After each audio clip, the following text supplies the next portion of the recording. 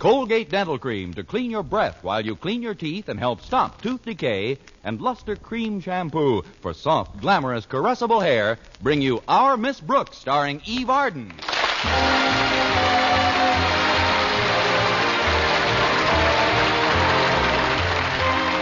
It's time once again for another comedy episode of Our Miss Brooks, written by Al Lewis. Well, many of the nation's schools commence a new semester on Monday. And Madison High School, where our Miss Brooks teaches English, is one of them. Although the others usually dispense with classes on the last day or two of the old term, Madison did not. No, indeed. Our beloved Principal Osgood Conklin saw to that. In fact, he was quite chagrined when a cloudburst last Friday kept almost all of the student body at home. Even members of the faculty didn't get down, except a handful of teachers, me. Since Mr. Conklin didn't show up until quite late, I took it upon myself to dismiss the few soaked pupils who were floating around the halls. Saturday morning at breakfast, I discussed the situation with my landlady. And what did Mr. Conklin say when you told him you had canceled school for the day, Connie? He didn't say a word, Mrs. Davis, until he came down off the ceiling.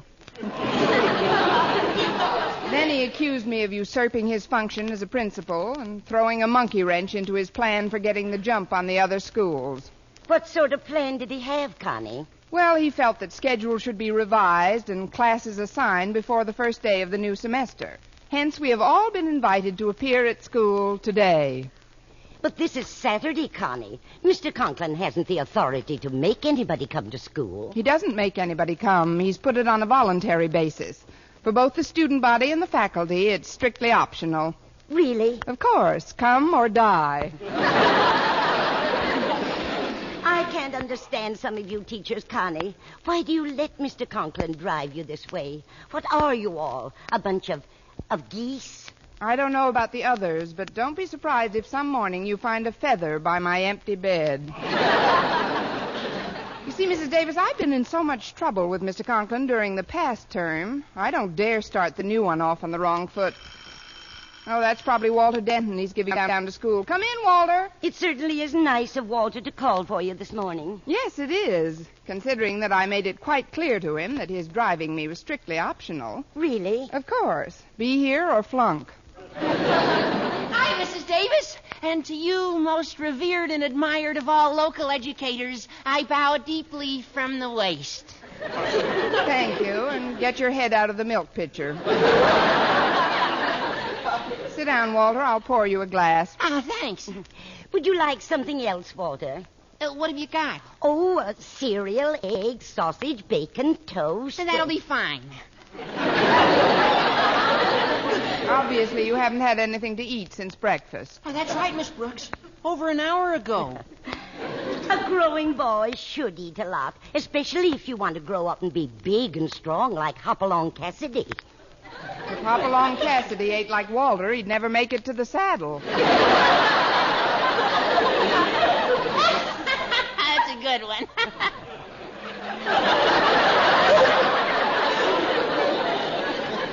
I'll go fix a nice plate for you, Walter. Oh, how do you take your eggs? 4 in the mouth and 6 intravenously. Gosh, Miss Brooks, you make me sound like a pig. Just scramble a few with some bacon and sausages, Mrs. Davis, please. All right, dear. Well, this is great. What better way to start off the day than a resounding second breakfast with my favorite school teacher? For a kid who's going to school on Saturday, you sound pretty chipper, Walter. But that's where you're wrong, Miss Brooks. I'm not going to school today. None of the students are. We held a mass meeting last night and decided that the only course to pursue was open rebellion. What? The issues are clear, Miss Brooks. If we let old Marblehead haul us into school today... Now, just a minute, Walter. I won't have you referring to the principal of our school in such a disrespectful manner. I'm sorry, Miss Brooks, but... Well, don't you see? If we submit to his demand that we attend school on Saturday, what's to prevent him from dragging us down on Sunday? Or even holidays?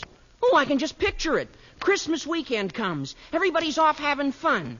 But our principal decrees that we must spend every day of our vacation in school. Old Marblehead wouldn't dare. Don't you worry, Miss Brooks. Even though we all recognize this for the tyranny that it is a short-lived tyranny. Our spokesman elected unanimously at last night's meeting will see to that. Spokesman? Whom did you elect? Let me be the first to congratulate you. What more logical choice, may I add, to slay the tyrant? Now, wait a second, Walter. It just happens that I didn't renew my card in the Tyrant Slayers Union. I'm in enough hot water now for canceling school yesterday. Well, that was different. It was an emergency. Plus which nobody was there anyway.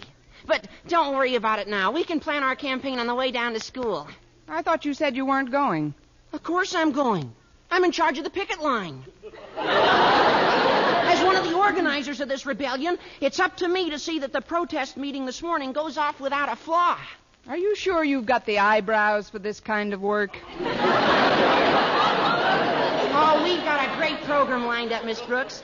Some of the kids are bringing a dummy down so we can hang Mr. Conklin in effigy. But, Walter, that's a pretty violent way of protesting. Oh, it'll all be in fun. Sort of. Well, even Mr. Conklin's daughter Harriet's on our side. So, here's the plan, Miss Brooks. First, we're going to have one last talk with Mr. Conklin. Then we're going to go out and hang the dummy. Well, what do you think of the scheme? It's a dandy, Walter. Of course, it would be more effective if you had one last talk with the dummy and then went out... Oh, there I go with that wishful thinking.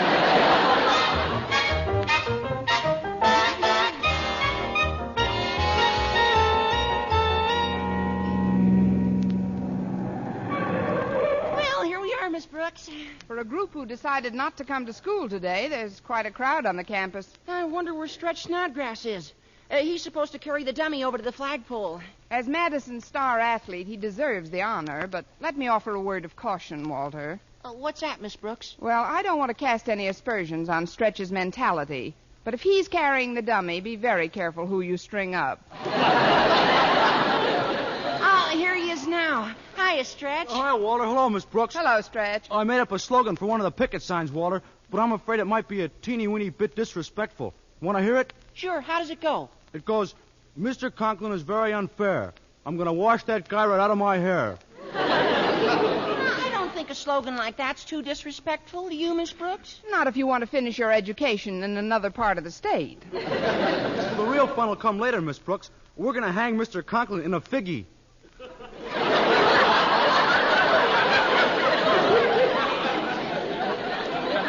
In a what? In a figgy.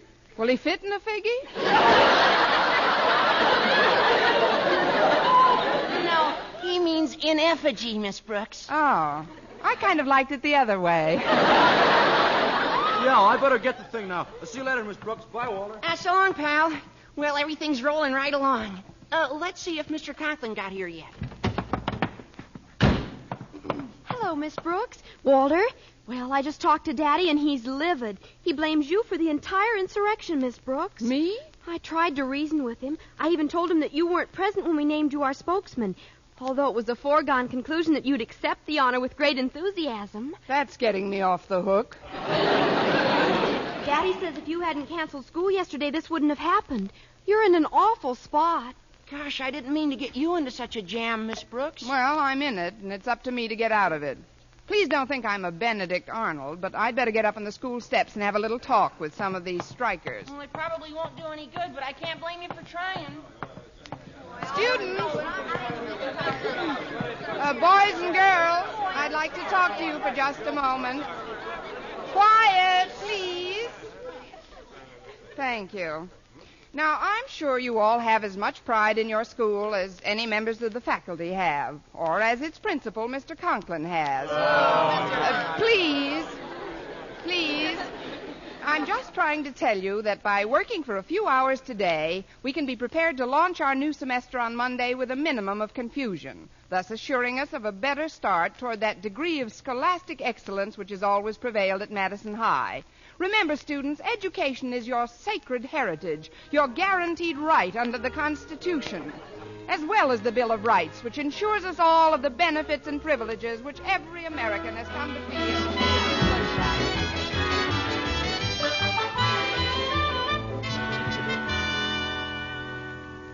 And so, Miss Brooks, I hold you personally responsible for the fact that these malcontents are not in their classrooms yet. But, Mr. Conklin, I really tried to... Excuse me. This is Osgood Conklin's office. Mr. Conklin himself speaking. Hello, Conklin. This is Mr. Stone at the Board of Education. Oh, hello, Mr. Stone. How's every little I've no thing? time for chit-chat. A rather disturbing rumor has reached me to the effect that you've summoned your student body to school today. My student body? You realize, of course, that such an action on your part without sanction from the board would constitute a breach of authority that could lead to your immediate dismissal? Yes, sir, yes, of course. Now, I can't for the life of me imagine where these ridiculous rumors begin. Why, I'm here all alone. Not another soul in the office. Bless you. Shut up!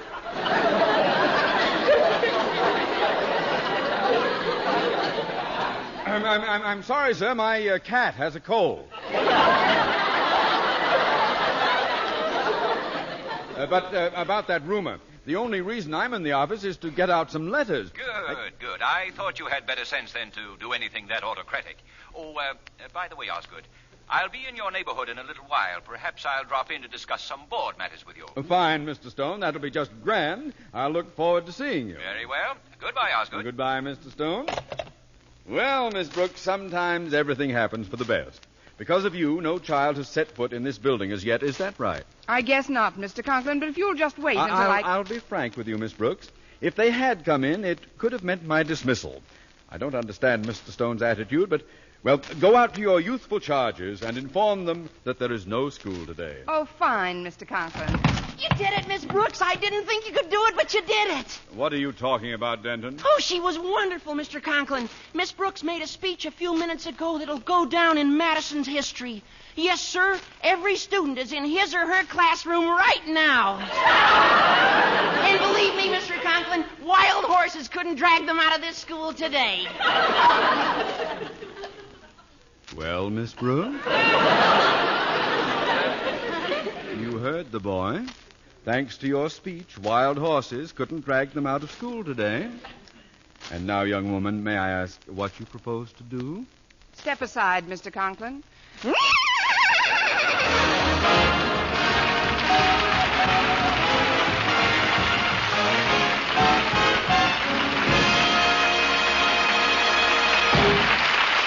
Our Miss Brooks, starring Eve Arden, will continue in just a moment. But first, here is Vern Smith. No other dentifrice offers proof of such results. Proof that Colgate Dental Cream helps stop tooth decay before it starts. 2 years research at leading universities using Colgate Dental Cream, hundreds of case histories, makes this the most conclusive proof in all dentifrice history on tooth decay. Conclusive proof that when teeth are brushed with Colgates right after eating, Colgate Dental Cream helps stop tooth decay before it starts. yes, the toothpaste you use to clean your breath while you clean your teeth now offers a safe, proved way to reduce tooth decay. Modern science shows decay is caused by mouth acids, which are at their worst right after eating. Brushing teeth with Colgates as directed helps remove acids before they harm enamel. Colgate Dental Cream has been proved to contain all the necessary ingredients, including an exclusive patented ingredient for effective daily dental care. Get Colgate Dental Cream today. Big economy size, only 59 cents.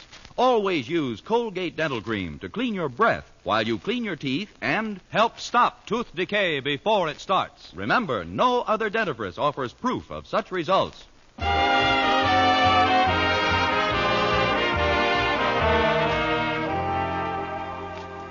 Well, I told Walter Denton to corral the students and herd them into the cafeteria. While I was waiting for them to assemble, I corralled Mr. Boynton and herded him into a corner table. Over a cup of coffee, I told him of Mr. Conklin's dilemma. As usual, Mr. Boynton was extremely sympathetic. So you see, if these kids don't go home at once, Mr. Conklin can get in big trouble with the board. Well, that's his worry.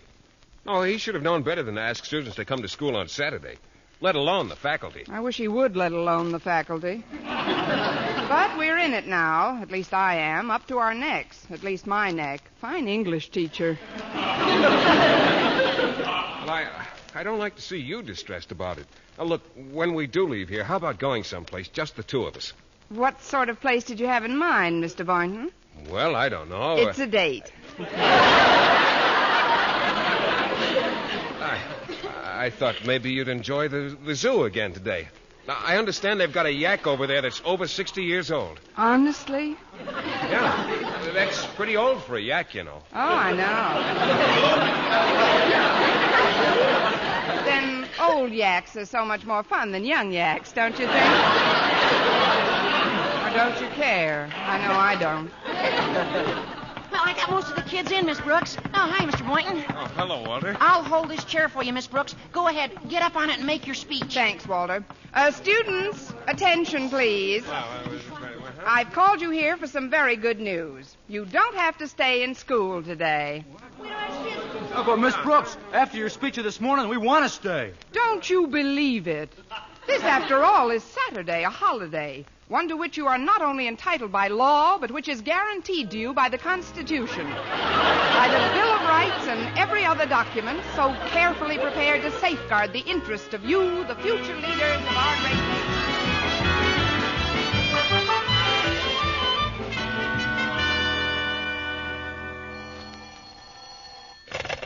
Hello? Hello, Osgood. This is Mr. Stone. I'm afraid I won't be able to drop in on you today after all. My wife's been driving my car all week, and it's pretty well shot. Yes. Yes, I've seen her. Your car, that is. Your car. I'm sorry you can't drop in, though, Mr. Stone, but when you do pay us a visit, you'll find as smooth a running educational operation as there is in this country. I'm sure of it, Osgood. Well, goodbye for now. Goodbye, sir, and thanks for calling. Come in. It's me, Mr. Conklin. I've told the students that they can go home any time they want to. What? Have they left yet? No, sir. Most of them are still in the cafeteria, but They're going to pay for this morning's protest meeting. Mr. Stone isn't coming down after all. So you can just tell those recalcitrant mischief makers that they're staying here today until 4 p.m. But, Mr. Conklin, I can't make another speech. It's an order, Miss Brooks. Dismiss.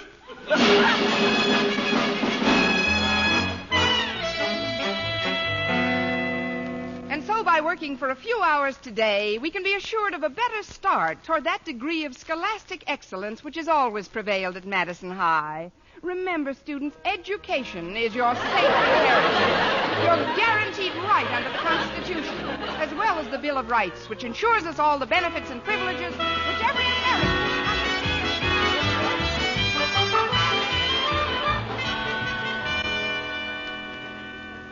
Gosh, Stretch, I don't like to cross Miss Brooks up, but we just got to get out of school today. But we're all on detention, Walter. We got to stay till 4 p.m. What makes me mad, we didn't even get to burn Mr. Conklin in a figgy.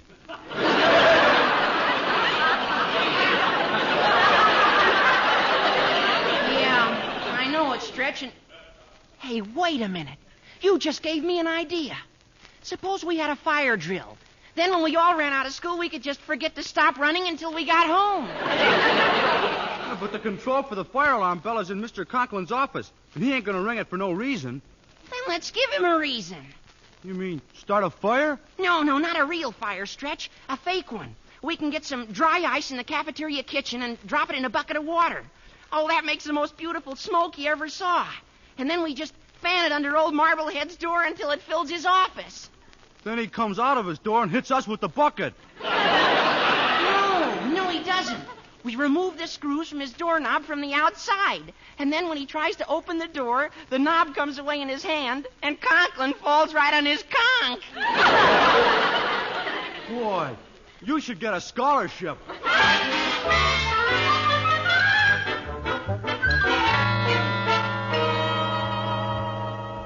So, Miss Brooks, you've informed the student body that they're all under detention until 4? Yes, sir, I did. But suppose Mr. Stone does come over and discovers that you're keeping us all in school on a holiday. Ah, but he won't, Miss Brooks. He has no way to get here. His car broke down. Suppose he decided to walk over. Walk over?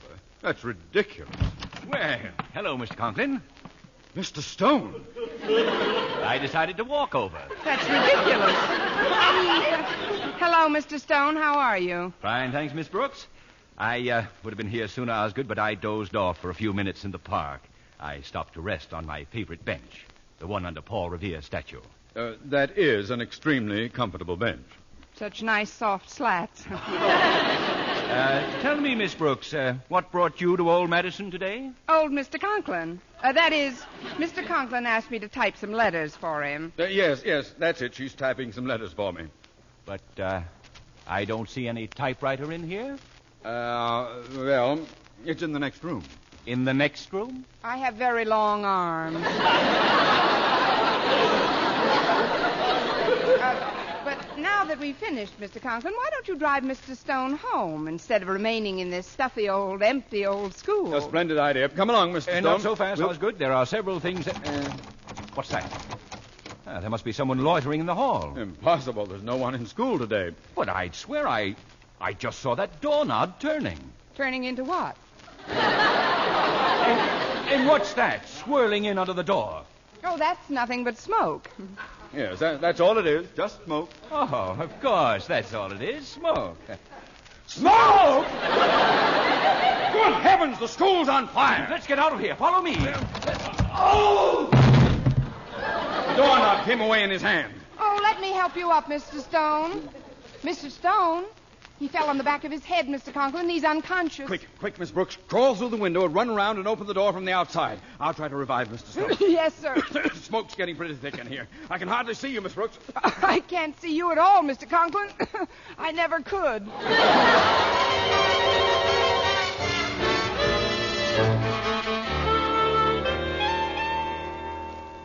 Gosh, Walter, we've been fanning smoke under that door for 5 minutes now, and he ain't rung the fire alarm yet. Relax, Stretch. With the fog he's in, it'll take him a little while to notice the smoke. You don't think Mr. Conklin has become asphyxiated, do you? No, that would be too much to hope for. But if he is asphyxiated, maybe we ought to open the door and haul him out of there. Please, let's not spoil a perfectly good asphyxication. Miss Brooks! We're cooked. Oh, it's not a real fire, Miss Brooks. It's just dry ice and water, see? We were trying to get Mr. Conklin to ring the fire alarm so we could escape from school in the confusion. Oh, there's a lot you can do on Saturday on the outside. Gosh, Miss Brooks, now that you caught us, what are you going to do? Hand me that newspaper. I'll fan the smoke for a while. Gee, you're a swell sport, Miss Brooks. You think you'll ring the alarm pretty soon? Maybe he needs a little encouragement. Keep up your courage, Mr. Conklin. I'm fighting my way through the flames. Shall we get a rise out, old Marblehead? Go ahead, Miss Brooks. Scare him some more. I'm trying to reach you, Mr. Conklin, but the heat is terrific. Perhaps I could get you a nice, cool lemonade, Miss Brooks.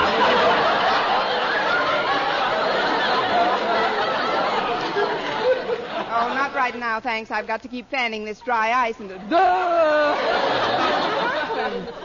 Now, Miss Brooks, if you're quite finished fighting your way through the flames... You got here in the nick of time, Mr. Conklin. I just put the fire out. Yeah, me too. Well, I better be getting back to my classroom now. Yeah, me too. Stand where you are, you culprits! Why, Mr. Conklin, you should thank these boys for what they've done. Thank them? Certainly. When Walter and Stretch realized the trouble you'd get into with Mr. Stone, they took this means of detaining him until the students were cleared out. Sure. As long as Mr. Stone is locked in there, you're safe.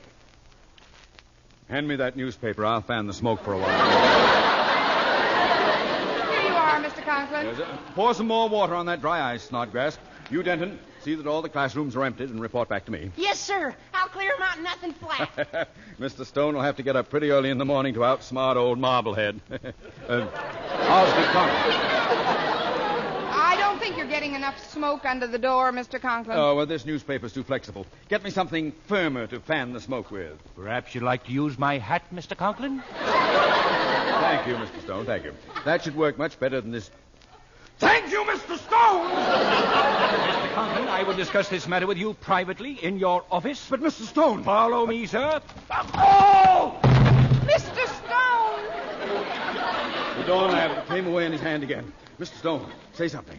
He's unconscious. Miss Brooks, what do I do now? In an emergency like this, there's only one thing to do. Run, do not walk to the nearest employment agency.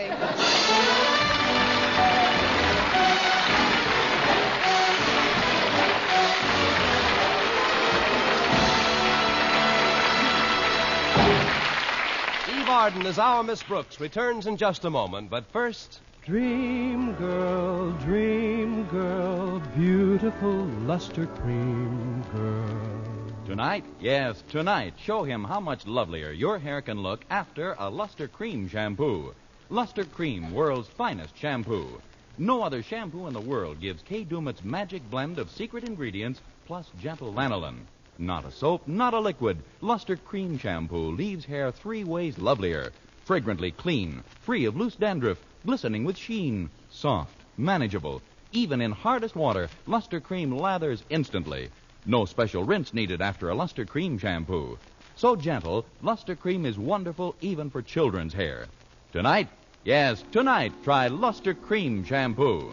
Dream girl, beautiful luster cream girl, you owe your crowning glory to a luster cream shampoo. And now, once again, here is our Miss Brooks. Well, after Mr. Stone knocked himself out for the second time, I did some pretty fast thinking and came up with a desperation tactic. Recalling his remark that he had dozed on a park bench, I enlisted the aid of Mr. Boynton, and we hauled the head of the board over to the statue of Paul Revere. Oh, he's still out cold, Miss Brooks. I'll try the smelling salts again. There. Put them away, Mr. Boynton. He's coming, too. Wake up, Mr. Stone. Wake up. Huh? What's that? Oh, Miss Brooks. About that fire. If you'll step into Mr. Conklin's office... Mr. Conklin's office? Where is it? Good heavens, the school is burned down.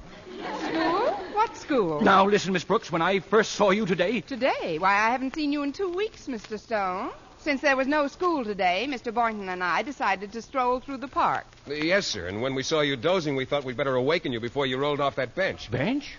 Park? I do remember stopping to rest, but... Oh, what a nightmare I've just had. Maybe you'd better go home and get some real rest, Mr. Stone. Excellent suggestion. I'll go right home and... Wait a minute. What's the matter? How did I get this doorknob in my hand? Doorknob? Oh, that. That must have fallen from Paul Revere's statue. From Paul Revere's statue? Of course. With the British coming, he was in an awful rush.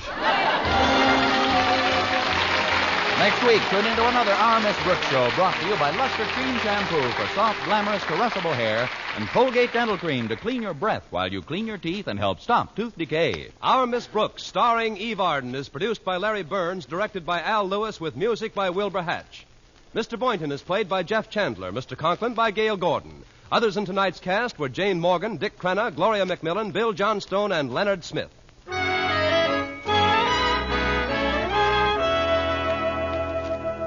Doctors prove Palmolive soap can bring you a lovelier complexion in 14 days. Yes, 36 leading skin specialists proved in tests on 1,285 different women that Palmolive soap facials using nothing but Palmolive brought new complexion beauty to 2 women out of 3. Just wash your face 3 times daily with Palmolive soap. Each time for 60 seconds, massaging Palmolive's beauty lather onto your skin. Then rinse. So start your Palmolive facials today. Remember, doctors prove Palmolive soap can bring you a lovelier complexion in 14 days.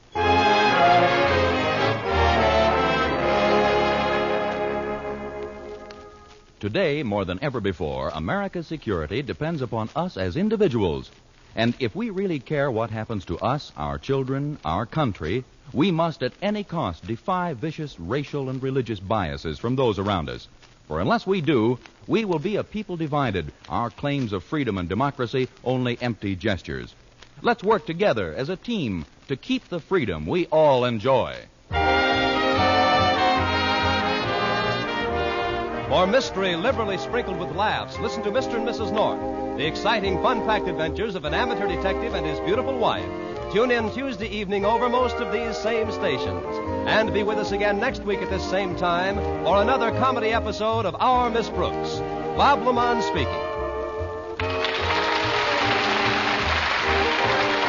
This is CBS, the Columbia Broadcasting System.